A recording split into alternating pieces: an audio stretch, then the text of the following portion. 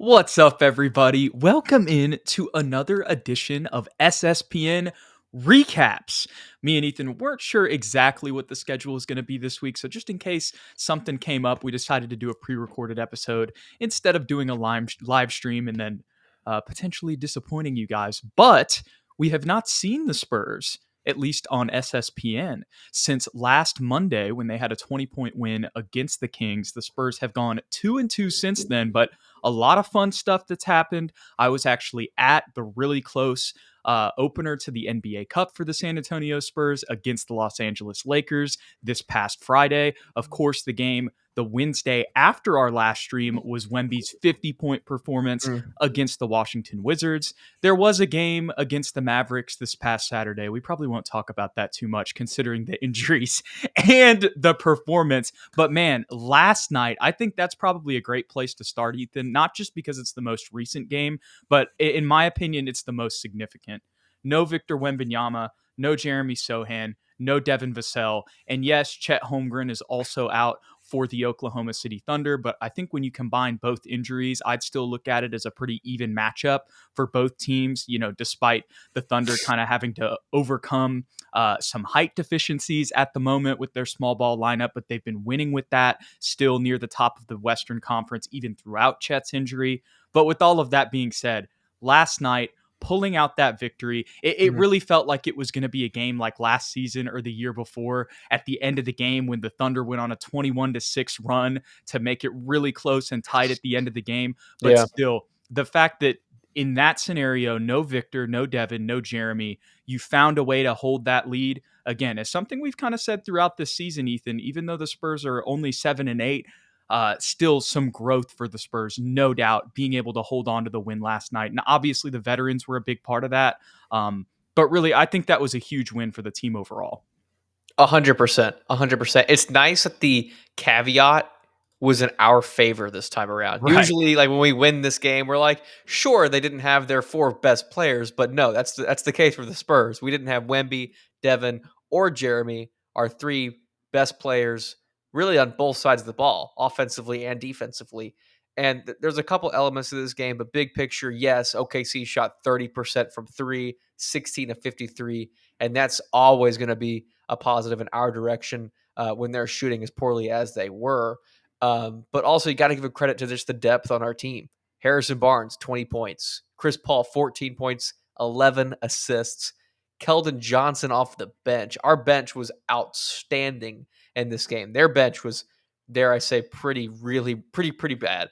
I think they got, 6, 10, 12, 15 total points off of their bench compared to our, I don't know how to do the math that quickly, 36, 40 plus bench points. I guess there's probably a quick stat I could have pulled rather than try and do math in my head. But regardless, Keldon Johnson with 22.7 of 15 went crazy from three. I think his first 5 buckets were all threes. And then he had that monster dunk over Shai Gilgeous-Alexander off of a crazy jab step that kind of lost his defender. I'm not sure who exactly that was.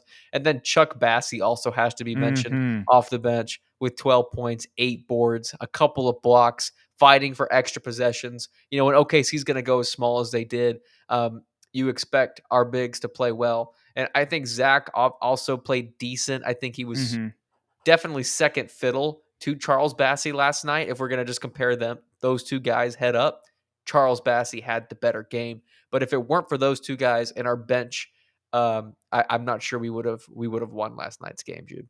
Yeah, and even for Zach, as much as I agree with you on the point, if we're comparing Charles and Zach head to head there, I'd agree that Charles definitely edged him out in that one last night. Still a solid game from Zach Collins, all things considered. Again, a favorable matchup because of the circumstances OKC is under, but 5 for 7, 1 for 2 from 3, 7 boards with a steal and a block, and 12 from Zach. I mean, really, that's all we can ask for with the expectations that we've set for him. 20 from Harrison Barnes as well. The 14 points from Chris Paul, obviously the 11 assists you look at. But man, down the stretch, those guys were really steadying us. We talked about Harrison Barnes, throughout the season, and how in times where, we just need a bucket and the possession isn't going right, he's came through. Last night was probably the biggest example of that we've seen Yep. throughout the season. Obviously, Chris Paul's three late in the game was ginormous. That's why Massive. I wanted to mention both of them making shots in the clutch. And another thing, man, the other crazy thing, when you look at this box score, maybe the one that is, for lack of a better term, the most ugly would be Stephon Castle. Yeah. But watching the game, that's not, I knew like, okay, he's not really scoring that much, but everything else that he was doing, you see, obviously, he did have 7 turnovers. That's something you got Yeah. to talk about. But there's a reason that he was plus 15 in the box score, the second highest on the team, despite not shooting well and having those turnovers, Mhm. impacting things defensively, the 8 assists as well. And it just ties into all of the basketball IQ stuff that we talk about with him. And Mhm. yeah, I guess I wanted to point out that might be, the thing that sticks out as a low point on the box score, but watching the game, it didn't really feel like Stephon played bad. Yeah, it's crazy. Stephon Castle, his game last night, it might have been the first time someone almost lost, but also won us the game. You know what I Right. mean? Like Yeah, like, yeah, in yeah. that 4th quarter especially, like, there was a series of plays where he either took a really bad shot or turned the ball over, but we continued to give him the rock, and we did not pull him from the game, and I honestly thought, and this is the reason I'm not a coach, I was like, "We gotta pull him, right? Like, surely, Uh-huh. like, we gotta put Trey Jones in somebody else because he's just not making good decisions right now," and then as soon as I said that, he hit a clutch 3, and then, of course, he had the crazy block to end the game on Shai Gilgeous, and kinda secure the win for us, and he finished plus 15 overall, like you said. So there's a reason I'm not on the coaching staff and he is, or and the guys that are.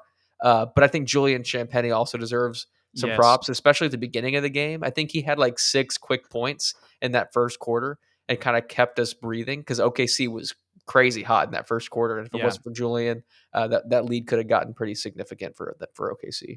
Yeah, when Reggie Miller is mentioning Champagne's impact on the Hmm. broadcast early in the game, I think that's pretty telling. And it was even more crucial when you consider the fact that he shot 2 for 7 from 3 last Yeah. night. So those 3 buckets, kind of almost similar to the same vibes that we talk about with Harrison Barnes, just getting us a bucket when we need it. Hmm. That was really impressive from Julian. I want to say some of those were late shot clock situations. Maybe some of them were just where he found a lane, but those were tough layups that he made. It wasn't like an and one or anything, but they were contested for sure. So Hmm. to get those buckets early in the game and kind of help us have a fast start that we did, even though we lost the first quarter 35-32 early in the game, we were able to jump out scoring a little bit. And he had a lot to do with that. 7 boards as well from Julian Champagny last night. That's something that is huge when Victor's out of the game. Mm. Just to go back to Keldon real quick, I don't think we can expect 22, 5, and 4 from him every single game. But something that Charles Barkley said at halftime, he was like, "Yeah, he averages 12 points a game, but really that's 20. He's Yeah. just getting more shots." And that's telling because back when he was the only guy playing for us, what did he average? 22 points a game. But when he's now the fourth option behind Victor, Devin, and Jeremy, it's harder to be impactful. And then I also thought about Chris Bosh. Chris Yeah. Bosh was a really talented scorer, all-star player for the Raptors, and when he got to Miami, there was, like, a learning curve on how to be that 3rd option. I think we're kinda seeing Keldon go through that learning curve of being that Yeah. 4th option, so that's why his numbers are so significantly down. Is he without warts? No. He has some things that he can still get better at, like we've talked about at length, but I just think for everyone in the comments, I was seeing in, like, on Twitter and on YouTube after last night's game, it's like, "Why can't Keldon play like this every single night?"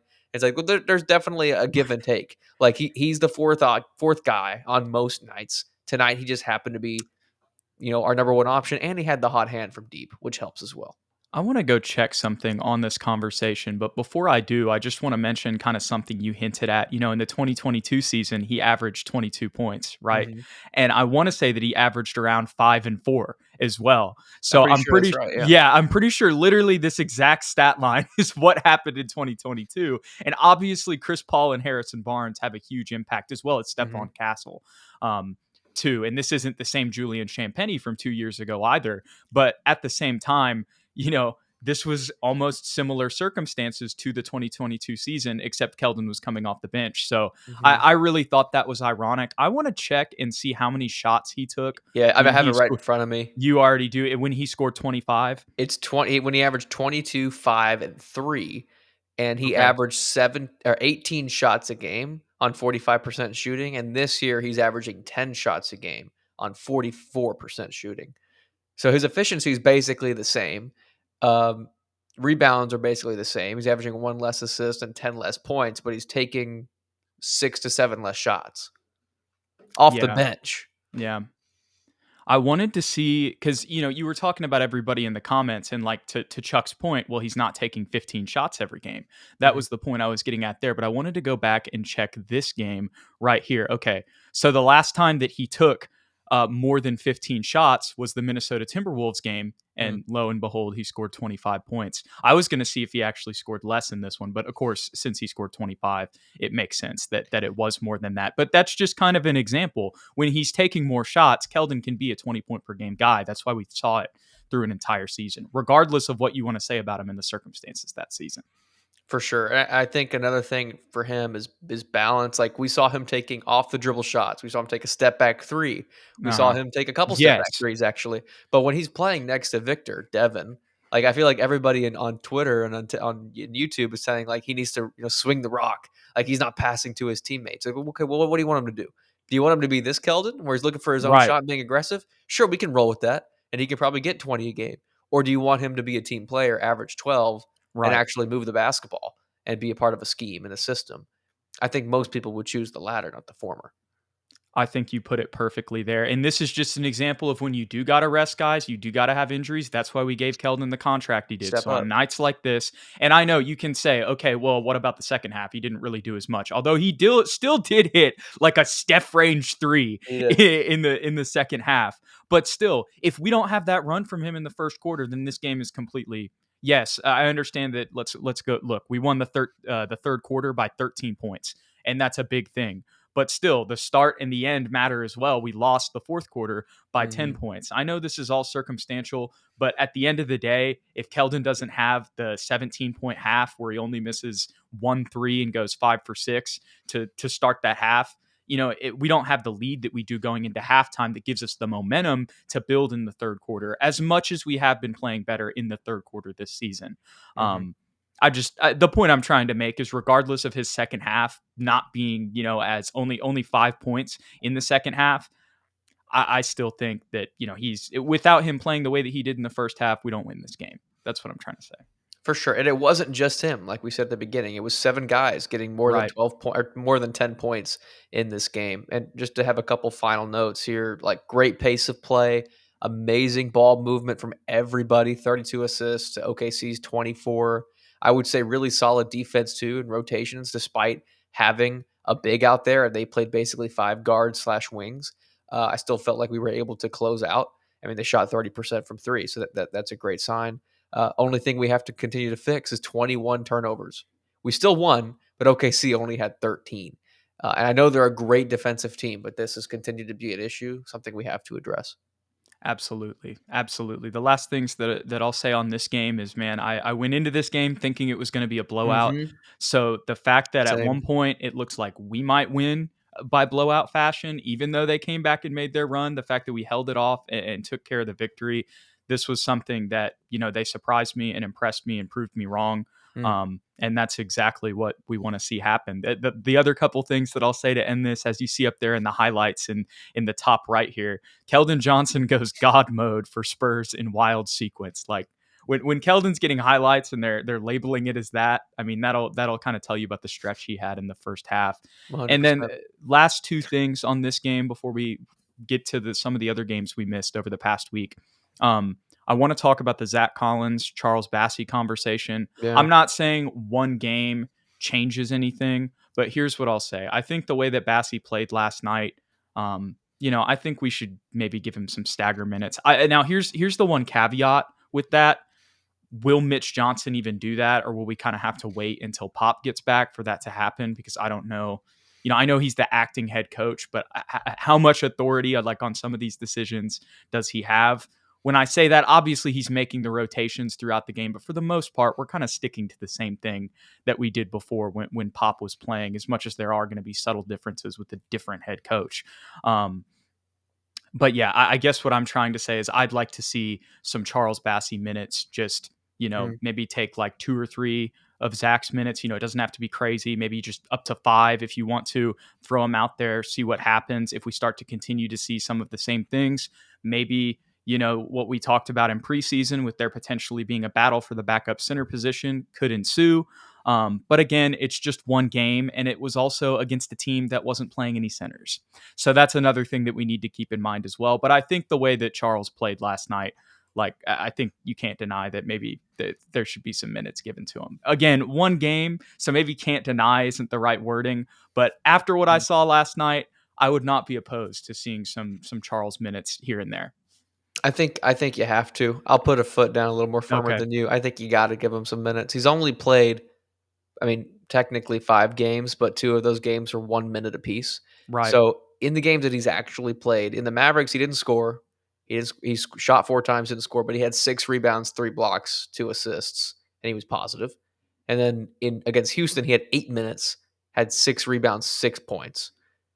Like and then last night against OKC, he was extremely impactful. I think it was an energy thing, Yeah. not only just statistics, but energy on the boards, energy rolling to the basket, being aggressive, getting and one plays, you know, getting a significant blocks at the right time. Yep. As much as I love Zach as a passer, I think he's a better shooter this year than he was last year. We'll see it with a longer stretch if that continues, but I think Charles Bassey deserves to compete for that backup spot. The energy that he brings and the impact that he's had in just a short amount of time has been too significant for me to tell him no. The only other thing I'll say on Charles Bassey is the lobs as well. I mean, that Yeah. really was a dynamic in the offense, and that brings energy to the arena. That brings energy to the team. I mean, those are the type of momentum plays that can start, help building momentum in a basketball game. I know that's simple to say, No, you're but right. genuinely, like, you saw that translate on the floor last night.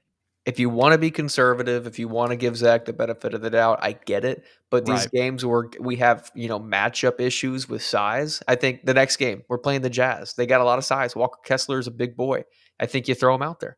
Yeah. And that's the excuse you use. It's just like, oh, it's a matchup thing. If you don't want to hurt Zach's feelings, it's a matchup Right. thing. But let's see what he's got. And I think we even kind of talked about that going into this season potentially, but just with the Mhm. way the beginning of the year played out, it kind of really seemed like Zach was going to be the backup guy for sure. But, that was before the performance that we saw last night. Now, Right. last thing on this game, Ethan, Trey Jones was back. He was. I think he played good. I mean, his impact was kind of I don't wanna Minimal. say minimal, but yeah, Yeah. kinda minimal. I mean, the difference between him and what we've seen in past from Blake Wesley and Malachi was kinda low. I mean, if I wanna give him one thing, it's pace of play was really good when he was in the game, but he wasn't exactly, like, dishing the rock like Chris Paul was in the starting lineup. He hit 1 3. Yeah. Yeah. Right at the beginning of the game. Yeah. I guess what I'll say about Trey Jones is I see why he was plus 11, despite, the Yeah. box score not really being much. He did not do anything to hurt us out there. There were actually some minutes, I believe, where we played him next to Chris Paul. Yes, we did. So that was interesting. Um, it's kind of like you said, you don't want to say minimal because it wasn't a bad game, but it also wasn't like there was a bunch of impactful stuff that he did.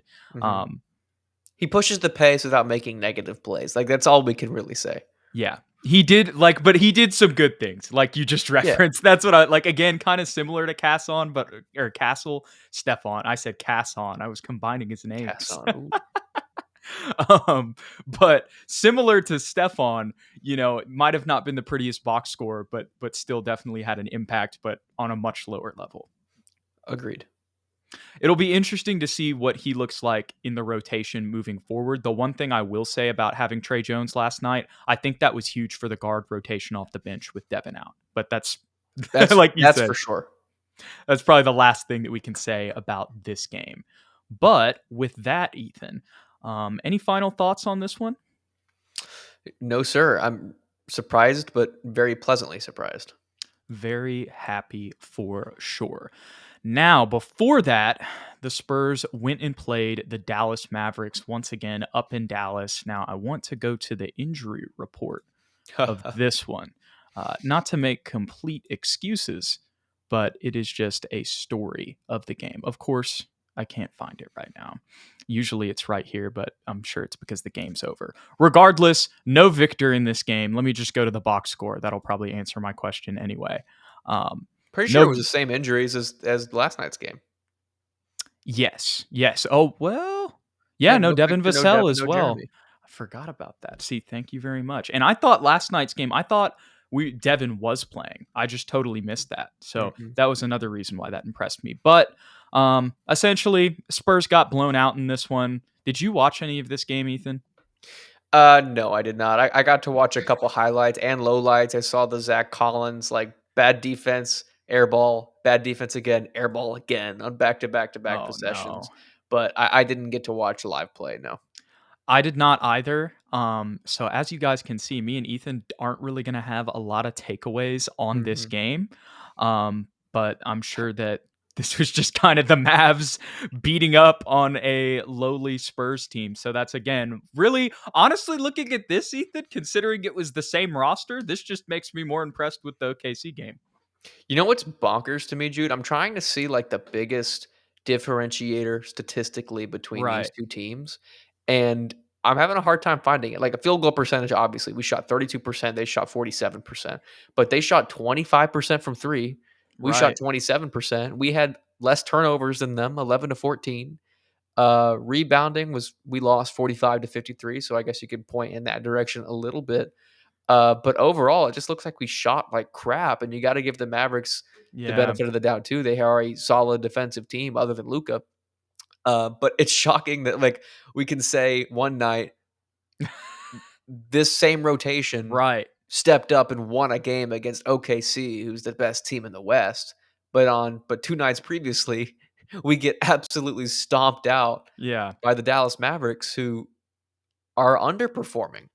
If you want to say that, Yeah, no, for sure. I totally get what you're saying there. One thing I'm noticing as we have this up here, though, Ethan, we're 1-5 on the road. That's one thing that is different that if we is were big. at home. So, but still, your point stands. Like overall, like obviously home and away does have an impact, and that's something that you could point to. But still, it was the same rotations at the end of the day against a better team. You know what I Yeah. mean? At least to start this season. Um, yeah, I think you summed it up perfectly there. The main thing, honestly, when I'm looking at this, I know you mentioned it earlier, but I'm just noticing. I know he didn't make a shot, but I'm noticing Charles Bassey's box score off the bench. Off the bench. Yeah. No, that's significant. I'm looking for points in the paint. There it is. 32 to 56. Ah, That's there what it it is. is. That's the differentiator. Dallas just pounded us in the paint and we could do nothing to stop it. And that's Eh, probably first game without Vic, just an adjustment. Like nobody knows how to play without mhm. Victor Wembanyama behind them. Yeah. And so we had to make an adjustment to that. And shout out Chuck Bass and Zach. They did a decent job against OKC. But again, OKC didn't have any size. So there's that So too. there's that differentiator as well that we have to account for. Yeah. Last thing I'll say on this Mavericks game, they also made 16 more shots than us in general, and Mm, that's probably why they won by almost 20. there you go. Alrighty, we'll move on from that one, and then we will go to the first game of the Mm. NBA in-season tournament for the San Antonio Spurs. Your boy saw this one live. This was my first time getting to see LeBron live. It was my first Ooh, time getting to see Victor live. First time getting to see Anthony Davis live. First time getting to see Chris Paul live. So Cam that's Reddish? four. First time getting to see Bronny live. He He was was there. there. He was there. Bro, he came out second half and he's like shooting with like he was doing this. I don't. It was almost like a free throw routine. It was so I felt bad for him. He was just there, but he's the first Uh, one out of the locker room and he's got a ball in one hand and another in the other, and he was just shooting one handed. oh no. And that was You literally. know what? We can't even say anything though, because Jeremy does the same thing. That's true, but he like specifically had the ball in the other hand, and it wasn't free throws. Like it was like Oh, mid range jumpers. that's odd. Okay, It yeah, that's was odd. just I think it was just like he's not playing tonight, so he's I he's see. here. God bless Bronny. Shout out to God you. bless him. But it was such a like weird dynamic. Another thing I could mention, D'Angelo Russell was kind of doing like he wasn't ever really in the Lakers huddles. And Mm, he actually played well in this game and hit some clutch shots for them down the stretch. But that was just another dynamic that I noticed, when you're actually in the game, or in the arena, excuse me, and mm, you can see things that don't show up on the TV copy. But regardless, this was a game with a lot of swings. Man, the thing that pops out to me just because I was there honestly has nothing to do with the game. I'll kind of let you get into that, Ethan, because you can break it down pretty well, I'm sure. Um, but for me, the things that stood out was just getting to see Victor live, dude. Like mm. seeing him live is like, and we didn't Incredible. even have crazy seats, but it's completely different. Like watching him in real life take step back, off the dribble, fade away mid range shots and just swish them. Yeah. He really like the alien nickname, like as much as that's great and it's great for marketing, and we've got the HEB commercials and the new Nike shoes and all that stuff and the ads and everything. When he's there, it's actually a really fitting nickname because he looks like an alien compared to everyone else. Yeah, I mean, he's out of this world. I've gotten to see him twice now, and the first game he played terribly, the second game he played great. And regardless, it's still Yeah. mind-boggling to watch him. Even if he's missing all of his shots, he carries himself differently. He looks different on the court than anybody. And I've seen Kristaps Porzingis live. I've seen Giannis live. Like I've seen some pretty crazy builds, but he in particular and his skill set are incredible to watch. And luckily, you got to see a really good one with 28, 14, 5, couple of blocks for Victor. And honestly, a winning effort, but Yeah.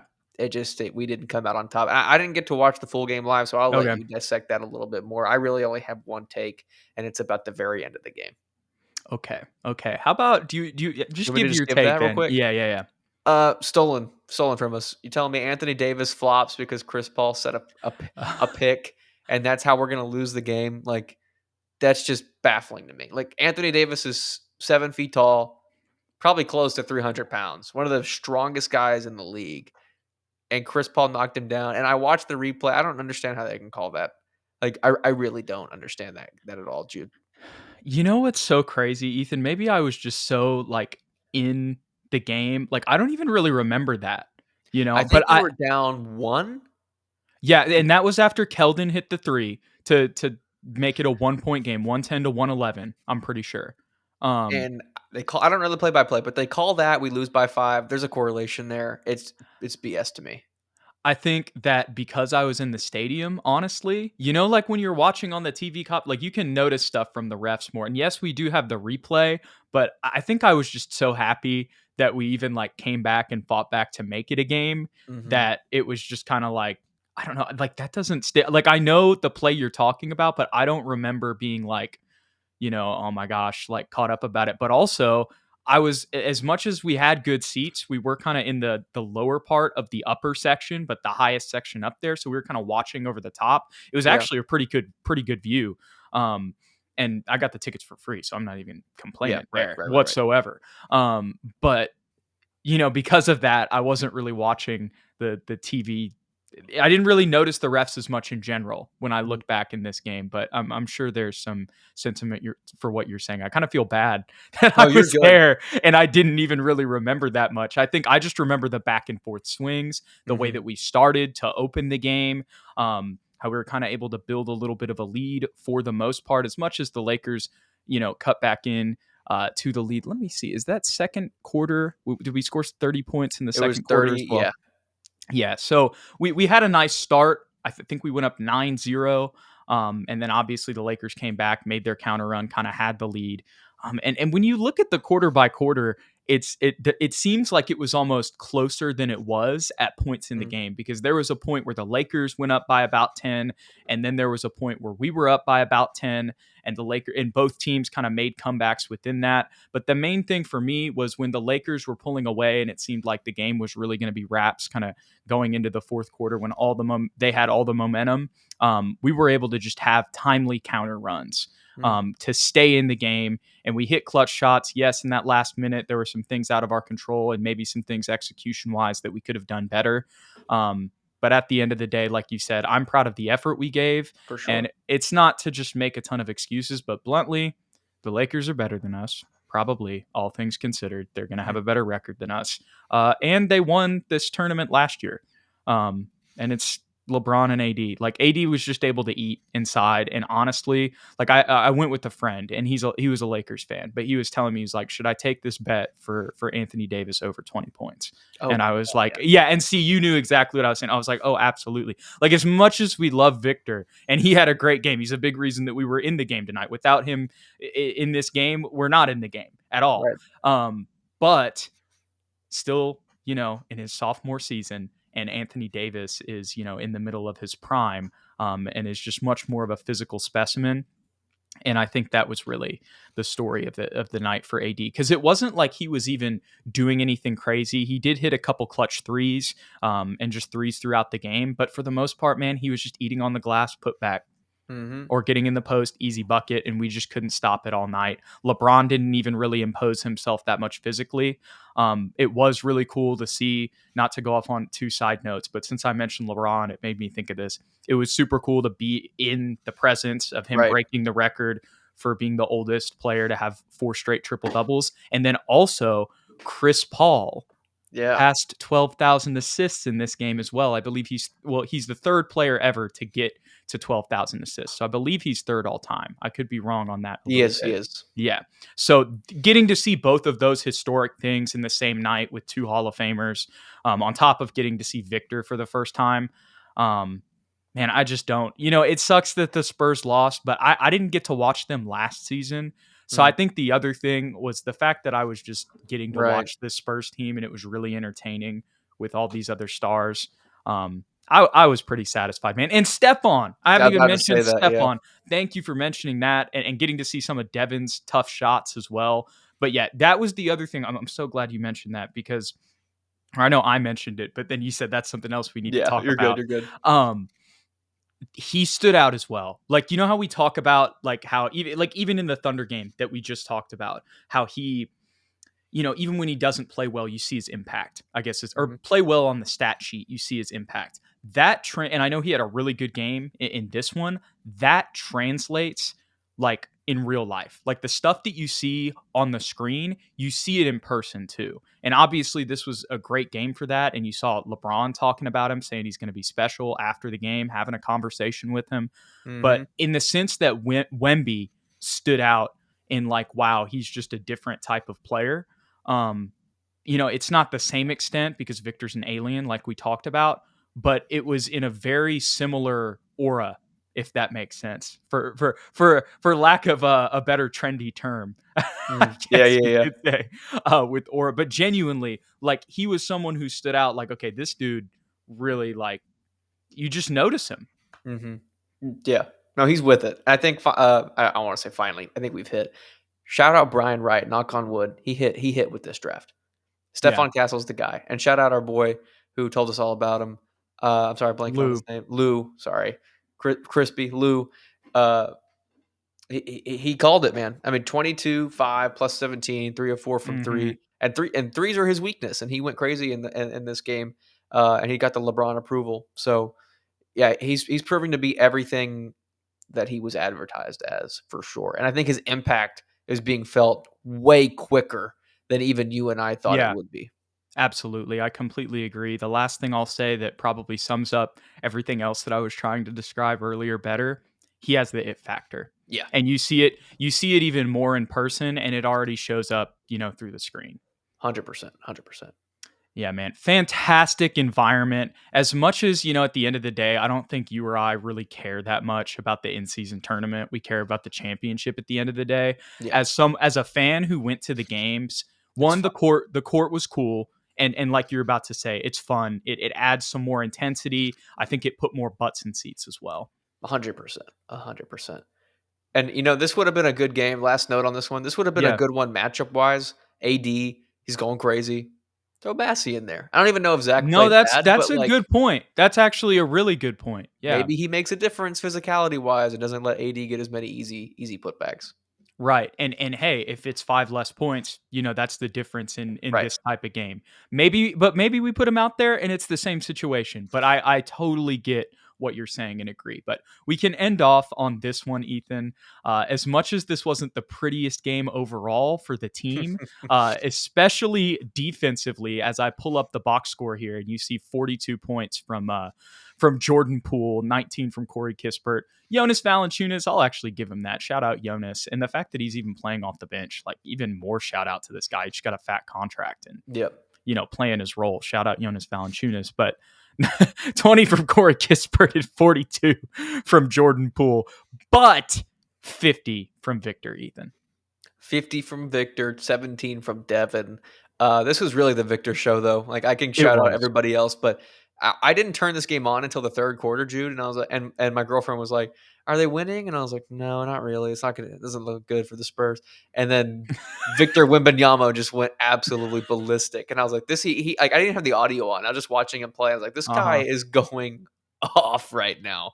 And yeah, no defense from either team. We still gave up 42 to Jordan Poole, so there are negatives, but we got the win. That's the most important thing. And Victor Wembanyama continues to prove that he can score at any point on the court, no matter where he is or who's guarding him. He can get buckets, and I think he also maybe took it a little personally that he was playing against two Frenchmen and Right. Bilal Koulibaly and Alexandre Sarr. Poor Sarr. I mean, to be advertised as the second best defender behind Wemby in the last couple of years in the draft, and then have to get 50 balled on you, like it's gonna happen. And we got to remember, He Victor got went after 7. him Yeah, specifically in this I was game. I was gonna I say watched the full one. Victor rookie Victor, he got 70 dropped on him by Joel Embiid. So like that happens to even the best of them. Right. So this is just growing pains. But shout out Victor Wembanyama, he has the it factor as well. I know we know that, but he and Steph are those guys. It's history. Mm-hmm. This The will first be one. this will be a game that we remember in Spurs lore, regardless of its long-term significance on the season against the Washington Wizards. But this is going to be one that we remember. The last thing I'll say on this game, man, I mean, we could go into all the takeaways. Like I was saying, I did get to watch this one full through. There will be a couple little things I just remembered that I'll say, but team-wise, overall, the one positive thing I can say, third quarter, 41-24. A lot of that has to do with Victor's run, but still, kind of one of the reasons that we let up in the fourth quarter defensively is because we built such a big lead going into it. And again, that's the thing as a young team, we still got to learn. We saw that last night against the Mm-hmm. Thunder. That's something we're still going through. But man, again, think about how many, it felt like for 2 years we harped on third quarters. And Yep. this year, even though we're 7-8, it's nothing crazy. That's 15 games into the season. Mm-hmm. There's so many third quarters that we've talked about that have been positive and blowouts like this one. Mm-hmm. Now it's the I fourth quarter that's giving us issues. right, right. So Next we're year, just next year we got it. next year the first quarter is going to be a nightmare. It's like a repeating cycle now. Right, right. God forbid Um, overtime. oh Lord. But man, yeah, just shout out to Victor straight up. 17 from Dev. I know it wasn't the most efficient game from him, but the thing I love, got to the line 6 times, Yeah, made every shot, found a way to be, some sort of impact. And even though the storyline of this game is kind of wonky because we went up by so much and then we kind of just let up, which allowed this to be close. Like I did turn this off in the fourth quarter and then I saw how close it was. It's like, oh my gosh. But I knew it was still so big that like even if it ended up being a single digit game, which it did, we were still gonna win. But yeah, for lack of a better term, man, I think a lot of the fourth quarter was kind of just Jordan Poole garbage time buckets, as much as it did get kind of close. facts. I'm just gonna end it like this, bro. Shout out Wemby, bro. What a guy. The franchise. That's all I got to say about this one. I'm sorry we're so late for talking about this, but we gotta find times to Yeah, we do. record and work around our lives. So we appreciate you guys hanging out and tuning in with us, man. Shout out to Victor Wembanyama for his 50-point game, and shout out to the San Antonio Spurs overall for getting the dub last night against the Oklahoma City Thunder with our two best, arguably three best players out, at least as of right now. Maybe one day Castle can kind of jump into that top three when it comes to his ceiling. He's definitely proving it. But Yeah. as of right now, Jeremy Sohan, Devin Vassell, Victor Wembanyama, I think you can say are our three best players. Definitely our three, out of our young core, most experienced guys as well, as much as Jeremy Sohan is only in his third season. But with those three guys out, to find a way to win, to withstand that, honestly, as much as it would have been awesome to blow out the Thunder last night, and it feels like probably execution wise we should have, Mhm. it almost feels a little bit better in a sense that we proved that we could withstand a run and not completely choke it. As much as our veterans had just making tough shots in the clutch had a lot to do with that. Um, that still, it was the fact that we held on to it with the 21-6 run in the fourth quarter was just huge, man. Right on. No, we started the episode with that, but I got to emphasize it one more time. We appreciate y'all hanging out. We will catch you guys in the next one. Not sure what the schedule is going to look like moving forward, but we'll be back talking Spurs at some point next week. So we appreciate you guys. Don't forget to hit the like and the subscribe button below. If you want to follow us on X or Twitter, whatever you want to call it, you can stay updated with the show at SSPN on YT, at Jude McLaren, at Ethan_Quintero. And then one other thing, I haven't been talking about this for a minute, but since the Spurs Hemisphere City editions, which were released, are staying the same, you can check out some of our merch at sspn.spreadshop.com. It might be myspreadshop.com. Regardless, the link's in the description as well as the QR code. And now, because it's cold out, I can finally rep my long sleeve again. So Yeah. really excited for that. Go check out some SSPN gear if you want to support some show or support the show as well. We appreciate y'all. We'll catch you guys in the next one. Go Spurs, go.